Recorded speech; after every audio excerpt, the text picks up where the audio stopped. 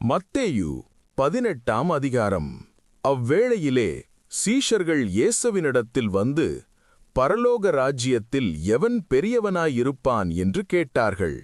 இயேசு ஒரு சிறு பிள்ளையை தம்மிடத்தில் அழைத்து, அதை அவர்கள் நடுவே நிறுத்தி, நீங்கள் மனந்திரும்பி பிள்ளைகளைப் போல் ஆகாவிட்டால் பரலோக ராஜ்யத்தில் பிரவேசிக்க மாட்டீர்கள் என்று மெய்யாகவே உங்களுக்குச் சொல்லுகிறேன்.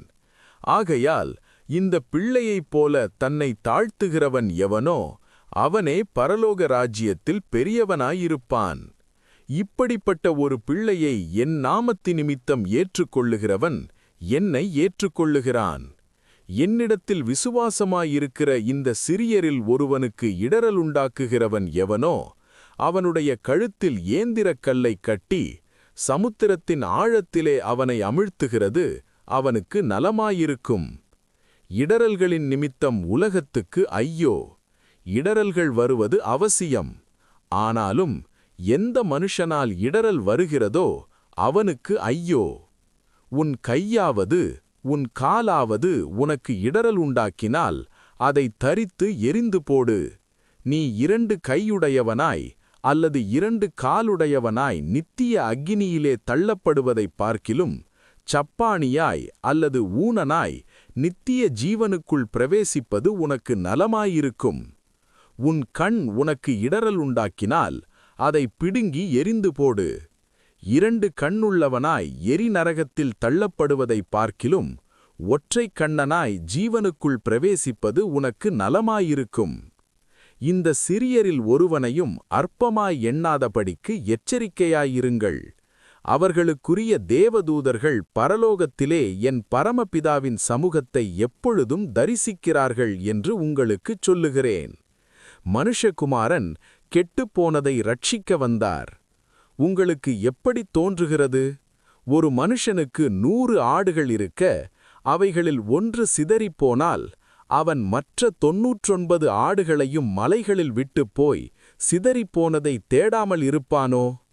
அவன் அதை கண்டுபிடித்தால் சிதறிப்போகாத 99 ஆடுகளைக் குறித்து சந்தோஷப்படுகிறதைப் பார்க்கிலும் அதை குறித்து அதிகமாய் சந்தோஷப்படுவான் என்று மெய்யாகவே உங்களுக்குச் சொல்லுகிறேன். இவ்விதமாக இந்த சிறியரில் ஒருவனாகிலும் கெட்டுப்போவது பரலோகத்திலிருக்கிற உங்கள் பிதாவின் சித்தமல்ல. உன் சகோதரன் உனக்கு விரோதமாக குற்றம் செய்தால் அவனிடத்தில் நீ போய் நீயும் அவனும் தனித்திருக்கையில் அவன் குற்றத்தை அவனுக்கு உணர்த்து. அவன் உனக்கு செவி கொடுத்தால் உன் சகோதரனை ஆதாயப்படுத்திக் கொண்டாய். அவன் செவி கொடாமற் போனால் 2-3 சாட்சிகளுடைய வாக்கினாலே சங்கதிகள் எல்லாம் நிலைவரப்படும்படி 2 உன்னுடனே கூட்டிக் கொண்டு போ. அவர்களுக்கும் அவன் செவிகொடாமற் போனால் அதை சபைக்குத் தெரியப்படுத்து. சபைக்கும் செவிகொடாதிருப்பானானால் அவன் உனக்கு அஞ்ஞானியைப் போலவும் ஆயக்காரனைப் போலவும் இருப்பானாக. பூலோகத்திலே நீங்கள் எவைகளைக் கட்டுவீர்களோ அவைகள் பரலோகத்திலும் கட்டப்பட்டிருக்கும். பூலோகத்திலே நீங்கள் எவைகளைக் கட்டவிழ்ப்பீர்களோ அவைகள் பரலோகத்திலும் கட்டவிழப்படும் என்று மெய்யாகவே உங்களுக்குச் சொல்லுகிறேன். அல்லாமல் உங்களில் 2 பேர் தாங்கள் வேண்டிக் கொள்ளப் போகிற எந்த காரியத்தைக் குறித்தாகிலும் பூமியிலே ஒருமனப்பட்டிருந்தால் பரலோகத்திலிருக்கிற என் பிதாவினால் அது அவர்களுக்கு உண்டாகும் என்று உங்களுக்குச் சொல்லுகிறேன். ஏனெனில் 2 பேராவது 3 பேராவது என் நாமத்தினாலே எங்கே கூடியிருக்கிறார்களோ அங்கே அவர்கள் நடுவிலே இருக்கிறேன் என்றார்.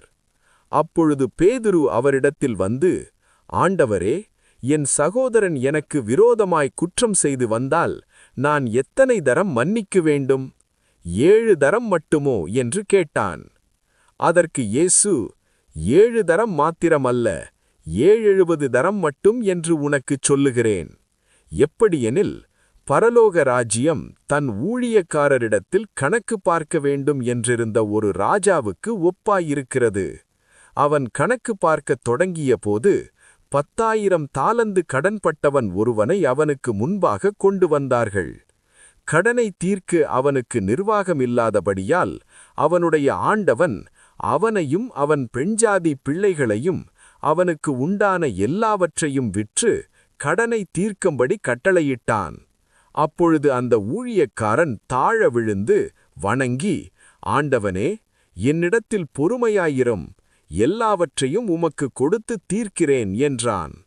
அந்த ஊழியக்காரனுடைய ஆண்டவன் மனமிரங்கி அவனை விடுதலை பண்ணி கடனையும் அவனுக்கு மன்னித்து விட்டான். அப்படியிருக்க அந்த ஊழியக்காரன் புறப்பட்டு போகையில் தன்னிடத்தில் 100 வெள்ளிப்பணம் கடன்பட்டவனாகிய தன் உடன் வேலைக்காரரில் ஒருவனைக் கண்டு அவனை பிடித்து தொண்டையை நெரித்து, நீ பட்ட கடனை எனக்கு கொடுத்து தீர்க்க வேண்டும் என்றான். அப்பொழுது அவனுடைய உடன் வேலைக்காரன் அவன் காலிலே விழுந்து, என்னிடத்தில் பொறுமையாயிரும், எல்லாவற்றையும் உமக்கு கொடுத்து தீர்க்கிறேன் என்று அவனை வேண்டிக் கொண்டான். அவனோ சம்மதிக்கவில்லை. போய் அவன் பட்ட கடனை கொடுத்து தீர்க்குமளவும் அவனை காவலில் போடுவித்தான். நடந்ததை அவன் உடன் வேலைக்காரர் கண்டு மிகவும் துக்கப்பட்டு ஆண்டவனிடத்தில் வந்து நடந்ததையெல்லாம் அறிவித்தார்கள். அப்பொழுது அவனுடைய ஆண்டவன் அவனை அழைப்பித்து, பொல்லாத ஊழியக்காரனே, நீ என்னை வேண்டிக் கொண்டபடியினாலே அந்த கடன் முழுவதையும் உனக்கு மன்னித்துவிட்டேன். நான் உனக்கு இறங்கினது போல நீயும் உன் உடன் வேலைக்காரனுக்கு இறங்க வேண்டாமோ என்று சொல்லி அவனுடைய ஆண்டவன் கோபமடைந்து அவன் பட்ட கடனை எல்லாம் தனக்கு கொடுத்து தீர்க்குமளவும் உபாதிக்கிறவர்களிடத்தில் அவனை ஒப்புக்கொடுத்தான். நீங்களும் அவனவன் தன் சகோதரன் செய்த தப்பிதங்களை மனப்பூர்வமாய் மன்னியாமற் போனால் என் பரமபிதாவும் உங்களுக்கு இப்படியே செய்வார் என்றார்.